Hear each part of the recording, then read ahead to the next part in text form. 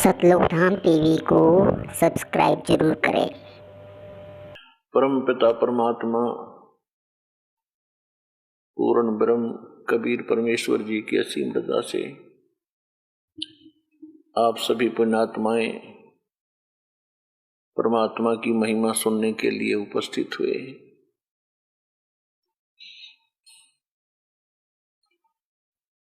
कहते हैं सुत दारा और लक्ष्मी पापी घर भी हो, संत समागम हरि कथा तुलसी दुर्लभ दो।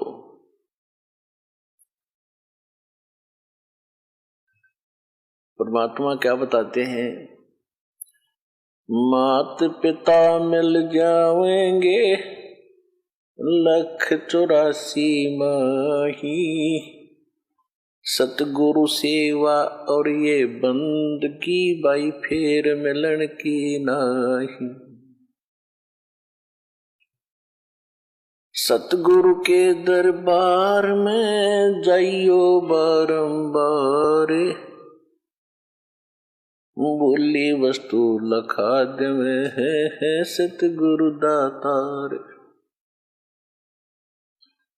सत्संग की आधी घड़ी और तप के वर्ष हजारे, तो भी बराबर है नहीं यूं कहे कबीर विचार। संत मिलन को चालियो तज माया अभिमान, जो जो कदम आगे रखे है ओहे यज्ञ समान। कि संत समागम और हरि कथा तुलसी दुर्लभ दो। अपने आत्माओं, जैसे तुलसीदास जी ने अपनी अनुभव की वाणी बोली है, वो केवल श्री रामचंद्र जी तक सीमित थे और श्री रामचंद्र जी विष्णु अवतार हैं और विष्णु जी की क्या स्थिति है, ये सतगुण युक्त भगवान है। एक ब्रह्मांड के अंदर केवल एक विभाग के मिनिस्टर हैं, मंत्री हैं, साहब हैं, मालिक हैं। और जो आदरणीय गरीबदास साहिब जी और पूर्ण परमात्मा ने स्वयं आकर जो ज्ञान दिया है, आदरणीय गरीबदास साहिब जी को जो ज्ञान दिया है, और कबीर परमेश्वर जी, क्योंकि परमात्मा अपना यथार्थ ज्ञान स्वयं ही बताने आते हैं, ये आपको प्रमाणित बहुत बार कर दिया है। तो उस वाणी में और इस वाणी में बहुत अंतर है। अब जैसे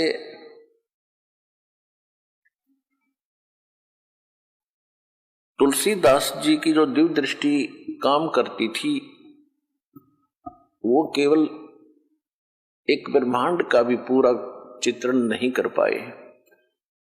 और आदरणीय गरीबदास साहिब जी को परमात्मा मिले थे, पूर्ण ब्रह्म कबीर परमेश्वर जी, उन्होंने ज्ञान योग खोल दिया था, दिव्य दृष्टि खोल दी थी। तो उनकी जो वाणी है तुलसीदास जी की वाणी से बहुत सुपीरियर और बहुत आगे का अनुभव है। ये क्या होता है, दिव्य दृष्टि क्या होती है? जैसे दूरबीन होती है, दूरदर्शी होती है। एक दूरदर्शी की रेंज होती है ज्यादा से ज्यादा 1 किलोमीटर तक देख सकती है, और एक देख लेती है सितारों तक, लाखों किलोमीटर तक। तो इसी प्रकार इनकी दिव्य दृष्टि में अंतर था, और दिव्य दृष्टि के आधार से ही फिर उन्होंने वाणी बोली है। अब जहां तुलसीदास जी ने कहा कि सुत दारा और लक्ष्मी ये पापी घर भी हो, और संत समागम हरि कथा तुलसी दुर्लभ दो। अब जो भी कोई ज्ञान है, जैसे ज्ञान किसी भी स्तर का है, चाहे किसी भी देव के प्रति दिया जाता है, कुछ मिलती जुलती प्रेरणा की वाणी होती है, चेतावनी की वाणी मिलती जुलती होती है। कैसे होती है? जैसे परमात्मा ने अपनी अमृतवाणी में कहा है, मानुष जन्म पाए कर जो नहीं रटे हरि नाम, जैसे कुआ जल बिना फिर बनवाया किस काम। एक तो तुलसीदास जी कह रहे हैं कि संत समागम और हरि कथा तुलसी दुर्लभ दो। तुलसीदास जी का जो हरि था वो विष्णु जी थे, श्री रामचंद्र जी थे। और यहां परमात्मा ने जो वाणी बोली है कि मानुष जन्म पाए कर जो नहीं रटे हरि नाम, वो हरि, वो मालिक, वो स्वयं के लिए कह रहे थे, जो पूर्ण ब्रह्म परमात्मा असंग ब्रह्मांड के स्वामी, उसकी भक्ति करे बिना बात नहीं बने। तो पुण्यात्माओं, आप जी के ऊपर वो मेहर हुई है परमात्मा की कि आप जी को संत समागम, संत सोए जो सीधा चले। संत उसी को कहते हैं जो सब बुराइयों को त्याग कर भक्ति पर लगा हुआ है और किसी को दुख नहीं देता, परमात्मा से डरता है, उसको संत कहते हैं। संत मीन एक अच्छी आत्मा, सुलझा हुआ व्यक्ति। फिर सतगुरु संत, फिर सतगुरु अलग होते हैं, संत तो सभी होते हैं, भक्त साधु संत होते हैं जो सद गए हुए साधु, बुराइयों से हट गए, परमात्मा की भक्ति में लग गए, वो संत है। तो आपका यहां आगमन ये संत समागम है। और फिर बताते हैं कि गुरु बिन काहू न पाया ज्ञाना, जो थो था बुस छिड़े मूड किसाना। गुरु बिन वेद पढ़े जो प्राणी, समझन सोर रहे अज्ञानी। तो संत बनाने के लिए सतगुरु की आवश्यकता पड़ती है। तो आपको सतगुरु भी मिले। संत सतगुरु संत भी होते हैं, लेकिन उनके अंदर क्वालिटी सतगुरु की भिन्न होती है। तो ये संत समागम आपको मिला है। यहां आप बैठते हो, सत्संग सुनते हो, फिर आपस में पुराने भाई बहन आपको मिलते हैं, उनका अनुभव सुनते हो। तो यहां सारा दिन आपका परमात्मा के ही विषय में चर्चा में आपका यो अनमोल जीवन, मनुष्य जीवन का ये समय व्यतीत होता है। इसके अतिरिक्त आप कहीं और बैठते हो, किसी रिश्तेदारी में जाते हो, कहीं भी किसी और संसार के व्यक्तियों के पास बैठते हो, तो ये बातें आपको वहां नहीं मिलेंगी। क्योंकि ये तो संत समागम से ही स्टार्ट होती हैं। सतगुरु बताते हैं, फिर साधु संत भक्त आगे उस ज्ञान को फैलाते हैं। जैसे नकली गुरु मिले तो उन श्रद्धालुओं ने नकली ज्ञान फैला दिया, संसार में भर दिया ठोक ठोक के। अब ये रियल नॉलेज, स्पिरिचुअल नॉलेज, यथार्थ अध्यात्म ज्ञान आपको प्राप्त हो रहा है, आप इसको फिर आगे फैला रहे हो। तो जैसे वो अज्ञान फैल गया, वो तो लाखों वर्षों से फैल गया, और इस सत्य ज्ञान में इतनी ताकत होती है, ये अब सब जगह थोड़े ही दिनों में फैल जाएगा। और ज्ञान सब ज्ञानड़ी, कबीर ज्ञान सो ज्ञान, जैसे गोला तोब का अब करता चले मैदान। और जितने भी ज्ञान थे वो तो एक नकली थे, और अब ये ऐसा ज्ञान है परमात्मा का जो तत्व ज्ञान है, ये उस अज्ञान रूप अंधेरे के जितने किले बने हुए हैं, ये जितने भी संत परमात्मा के बच्चों को घेरे बैठे हैं, इस ज्ञान के आधार से इन सब के किलों को तोड़कर और एक बना देगा, परमात्मा का वचन है। परमात्मा को पहचानने के लिए, आध्यात्मिक ज्ञान को जानने के लिए, और हम भक्ति सही कर रहे हैं या गलत है का निर्णय होने के लिए, करने के लिए हमने कुछ आधार मानने पड़ते हैं, आधार बनाना पड़ता है। उसके लिए नंबर 1 तो हमारे सदग्रंथ हैं, क्योंकि श्रीमद् भगवत गीता अध्याय नंबर 16 के श्लोक नंबर 23 में कहा है कि शास्त्र विधि को त्याग कर जो मनमाना आचरण करते हैं, मनमानी पूजाएं करते हैं, उनको न तो सुख होता है और न ही उनको कोई सिद्धि की प्राप्ति होती है और न ही उनकी गति होती है, अर्थात व्यर्थ, यूजलेस। फिर तुरंत कहा है 24वें श्लोक में 16वें अध्याय में, इससे तेरे लिए अर्जुन कर्तव्य और अकर्तव्य की व्यवस्था में कौन सी धार्मिक साधनाएं करनी चाहिए और कौन सी ना करनी चाहिए, उसके लिए सदग्रंथ ही प्रमाण है। किसी की दंत कथा पर विश्वास मत करना। एक तो ये आधार है कि हमारे सदग्रंथ जो हैं ये परमात्मा का विधान है और सत्य ज्ञान है। तो अब सदग्रंथ कौन कौन से हैं? सबसे पहला ग्रंथ है सूक्ष्म वेद।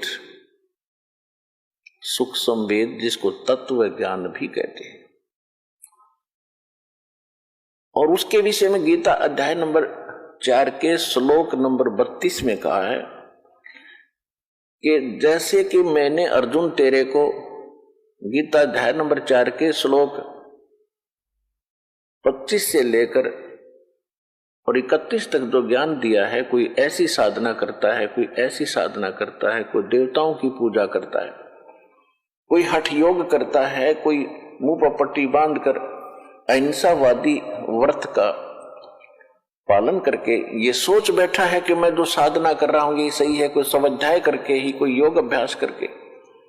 लेकिन चौथे अध्याय के 32वें श्लोक में कहा कि इन यज्ञों की जानकारी यानी धार्मिक अनुष्ठानों की विस्तार पूर्वक जानकारी परमात्मा स्वयं अपने मुख कमल से बोलते हैं।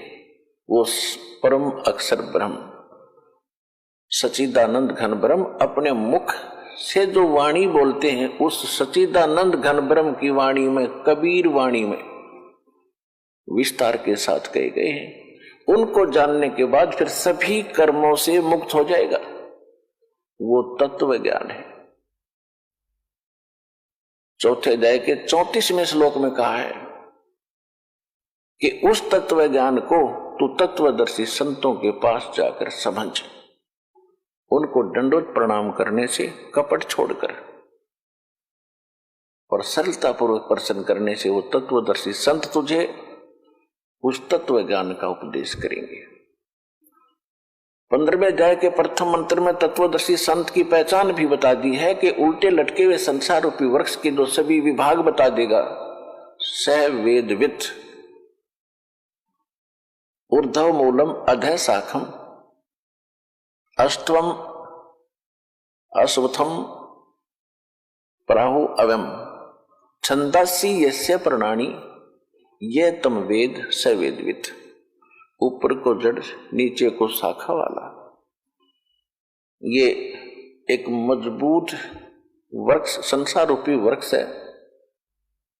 और छंदासी यस्य प्रणानी, इसके पत्ते और ये जो विभाग हैं, इसके पत्ते, मूल और टहनी आदि इसके विभाग हैं। जो छंदासी यस्य प्रणानी इसके विभाग हैं, और इनको ये तम वेद, जो इन सब अज्ञान रूपी अंधकार में जो आज तक कोई नहीं जानता, इसके विषय में जो जानता है स वेदवित, वो वेद के तात्पर्य को जानने वाला है, अर्थात वो तत्वदर्शी संत है। तो सूक्ष्म वेद में परमात्मा ने 600 वर्ष पहले जो लीला करके गए थे धारण जुलाहे, कबीर जुलाहे की, उस समय अपनी सच्चिदानंद घन ब्रह्म की वाणी में सूक्ष्म वेद में कहा था अक्षर पुरुष एक पेड़ है और सरपुरुष वाकी डार, जिसको निरंजन भी कहते हैं, ज्योति निरंजन भी कहते हैं। अक्षर पुरुष एक पेड़ है, सरपुरुष ज्योति निरंजन वाकी डार, और तीनों देवा शाखा हैं ये पात रूप संसार। ये सूक्ष्म वेद है, और सूक्ष्म वेद वेद के तात्पर्य को समझता है तो वो तत्वदर्शी संत है। तो वो तत्वदर्शी संत ये रामपाल दास है इस विश्व में आज के दिन।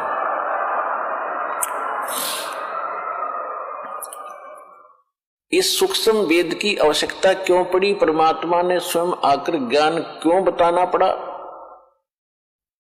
जब हम गलती करके सतलोक से और इस काल के साथ आगे थे, हमारी यहां दुर्गति होनी थी, मालिक को पता था। मालिक को यह भी मालूम था कि सबसे पहले ये काल इनको भगवान से दूर करेगा, इनकी बुद्धि पर पत्थर डालेगा, अज्ञान से भरेगा। इसलिए परमात्मा ने कुछ ही समय के उपरांत इस काल के अंतःकरण में, इसके हृदय में, वहां से ये तत्व ज्ञान कंप्लीट फैक्स कर दिया था, इसकी व्हाट्सएप पर डाल दिया था और उसमें निर्धारित समय भर दिया था कि इतने समय के बाद ये ऑटोमेटिकली बाहर आएगा, ये रोक नहीं सकेगा। ऐसा ही हुआ। इसके श्वासों के द्वारा एक दिन ये अपने आप सारा ग्रंथ बाहर आया। इसने जब देखा, पढ़ा, इसमें तो सारी जानकारी ऊपर की है और इसको ये था कि अगर इन प्राणियों को जो मेरे फंस गए, इनको उसका ज्ञान हो गया, उस सुख का एक नहीं रहेगा। इस दुष्ट व्यक्ति ने सबसे पहले वो ज्ञान समाप्त किया, यानी जिसकी पूर्ण जानकारी सभी नष्ट नहीं किया, लेकिन वो मेन पार्ट, वो भक्ति विषय जल्दी में नष्ट कर दिया। और शेष ये 4 वेद रख दिए। ये 4 वेद उस सूक्ष्म वेद का ही अंश है। उसका जो जो मुख्य अंग था वो नष्ट कर दिया। उसकी पूर्ति करने के लिए परमात्मा आते हैं और फिर वो सूक्ष्म वेद पुनः बताते हैं। उसमें ये सभी वेद भी होते हैं, ये 4 वेद भी इंक्लूड है उसके अंदर, वो सूक्ष्म वेद है। उस फिर परमात्मा ने 600 वर्ष पहले कहा था धर्मदास जी से कि मेरे नाम से काल ने कहा था तेरे नाम से 12 पंथ चलाऊंगा मैं, कबीर नाम से। और मालिक को पता था कि 12 पंथ चलेंगे, काल के दूत होंगे, वाणी मेरी पढ़ा करेंगे, सूक्ष्म वेद मेरा पढ़ेंगे, इनका अकल में आनी नहीं, इनको समझ में आना नहीं, तो ये अपनी बुद्धि अनुसार इसमें गड़बड़ अवश्य करेंगे। ऐसा ही कर भी रखा काफी। उसकी पूर्ति के लिए परमात्मा ने फिर कहा था कि 12वां पंथ, उसी 12 पंथों में 12वां पंथ के प्रवर्तक का जन्म संवत 1774 में होगा। कबीर सागर में गलती से संवत 1775 प्रिंट है, कबीर वाणी चैप्टर में। उसका जब जन्म इस समय होगा, उसको फिर मैं मालिक मिले थे, उसके द्वारा मेरी महिमा की वाणी का पुनः प्रकाश होगा, प्रकट होगी मेरी वाणी, यानी मेरा यथार्थ ज्ञान। और उस मेरे यथार्थ ज्ञान को जो बर्मा पंथ, गरीबदास पंथ के व्यक्ति और साथ में 12 कबीर पंथी नकली, वो 11 और, ये सब के सब इस ज्ञान को समझ नहीं सकेंगे, इन गूढ़ रहस्यों से परिचित नहीं हो सकेंगे। इसलिए 12वें पंथ में फिर आगे चल के हम ही आएंगे और सभी पंथों को समाप्त करके एक पंथ चलाएंगे। अब वो 13वां पंथ चल चुका है इस दास के माध्यम से। भगवान नहीं आए तो दास भेज दिया, कंप्लीट कोर्स देके।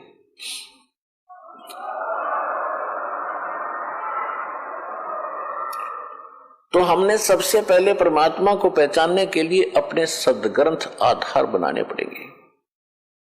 उसके बाद ये तो हमारी थ्योरी, ये तो थ्योरी है हमारा, यानी लिखा हुआ एक लेख है। फिर दूसरा, इसके थ्योरी के आधार से प्रैक्टिकल। ये पढ़े लिखे बच्चे खूब समझते हैं थ्योरी किसे कहते हैं। एक विधान होता है भाई, जैसे गेहूं कैसे बोते हैं, उसमें क्या प्रोसेस होता है, कौन से मौसम में बीजना होता है, 1 एकड़ में कितना बीज बोया जाता है, फिर किस समय फर्स्ट वाटरिंग होती है, सिंचाई, पहली सिंचाई होती है, उसके बाद खाद डालना है, फिर किस तिथि में आ जाए तब उसको काटना है, फिर कैसे गेहूं निकालना है, भूसा अलग करना है, घर लाना है, ये सारा लिख दिया जाता है। ये है थ्योरी। और फिर उसके अनुसार करना। उसी समय में बीज बोना है, 1 एकड़ में इतना बीज बोना है, इतने समय के बाद फिर उसमें वाटरिंग करनी है, सिंचाई करनी है, फिर खाद डालना है, घास निकालना है और फिर उसको काटना है। उस तरह जो करके वो प्राप्त करता है वो है प्रैक्टिकल। तो ये थ्योरी सही है तो प्रैक्टिकल भी सही होगा। जिनकी थ्योरी ही गलत है, जिनका उल्लेख ही गलत है, जिनके मूल पाठ ही गलत है, तो उनके प्रैक्टिकल भी गलत होंगे। उदाहरण के तौर पे जितने भी वर्तमान में संत हैं, किसी के पास न तो यथार्थ ज्ञान है, यानी उनकी थ्योरी भी ठीक नहीं है। फिर प्रैक्टिकल खाक होगा जब थ्योरी गलत है। दास ने आपके रूबरू इन सभी वर्तमान के जितने भी धर्म के व्यक्ति हैं या जितने भी पंथों के व्यक्ति हैं और उनके प्रवर्तक हैं या उनके वर्तमान के मार्गदर्शक गुरु जी हैं, उनका सबका अनुभव प्रैक्टिकल आपको दिखा दिया और उनकी द्वारा अनुभव की थ्योरी जो उन्होंने बोली है वो दिखा दी। और फिर हमारे सदग्रंथ क्या बताते हैं, जो हमारे ओरिजिनल थ्योरी है, ओरिजिनल लेख है, सदग्रंथ है, सिलेबस है, वो क्या बताते हैं। और उनके आधार से जिन महापुरुषों ने प्रैक्टिकल किया, उनको जो भगवान मिले, उन्होंने कौन सी साधना अपनाई, कौन सा प्रैक्टिकल किया, जिससे उनको वो वस्तु मिली जो उस थ्योरी में लिखी, रियल थ्योरी में, यथार्थ उस सिलेबस में लिखी हुई थी, वो वस्तु प्राप्त हुई। तो उन्होंने क्या बताया, जैसे राधा स्वामी पंथ के प्रवर्तक श्री शिवदयाल जी के वचन आपको बहुत बार दिखाए। ये क्या बताते हैं, एक शिवदयाल जी के प्रवचनों का संग्रह है सारवचन वार्तिक, सारवचन राधा स्वामी वार्तिक एक पुस्तक है। उसमें ये क्या बताते हैं, एक बार तो सतनाम को बताते हैं सथान, फिर सतनाम को ही बताते हैं सतपुरुष, सार शब्द, सतलोक और सार नाम। तो इससे सिद्ध होता है कि इनको कख भी पता नहीं, इनकी थ्योरी है गलत, इनको सतनाम का पता नहीं। कभी कहते सतनाम हमारी जाति है और सतनाम कभी असली राम है। एक थोड़ी सी झलक दिखा दूं क्योंकि प्रकरण चल पड़ा। ये देखिएगा, सारवचन राधा स्वामी वार्तिक, राधा स्वामी सत्संग व्यास से ये छपी है, प्रकाशित है। इसके प्रकाशक कौन है, प्रकाशक हैं जगदीश चंद्र सेठी, सेक्रेटरी राधा स्वामी सत्संग व्यास, डेरा बाबा जयमल सिंह, पंजाब। ये इनके पास सर्वाधिकार सुरक्षित है। पहला संस्करण 1961 में और ये है लास्ट 16वां 2003 का। मुद्रक है लक्ष्मी ऑफसेट प्रिंटर्स दिल्ली में।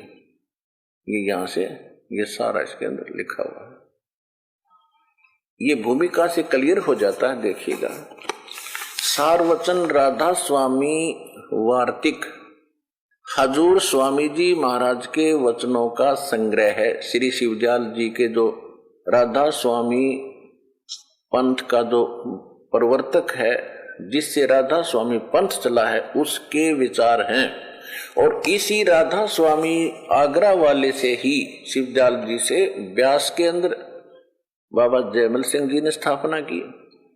उसी व्यास से ही सावन सिंह जी, बाबा जयमल सिंह की बाद सावन सिंह जी गद्दी पर विराजमान हुए। उनके शिष्य थे सच्चा सौदा सिरसा वाले श्री खेमामल जी, जिसको वो बलोचिस्तानी शाह मस्ताना जी भी कहते हैं। तो इससे सिद्ध हो जाएगा कि ये कहां से कनेक्शन है। देखो पुणात्माओं, जहां इन्होंने थर्मल प्लांट बना रखा है कोई, और थर्मल प्लांट से ही फिर आगे कनेक्शन आते हैं, पावर हाउस बनते हैं। जब थर्मल प्लांट से पता लग जाएगा उसमें बिजली है कि नहीं, तो आगे जो तार लगाए बैठे हैं, कनेक्शन लिए बैठे हैं, उनसे पता लग जाएगा उनके पास क्या आया है, लाइट है कि नहीं, उनके पास पावर है कि नहीं। एक के बाद में सारी बात समझ में आ जाएगी।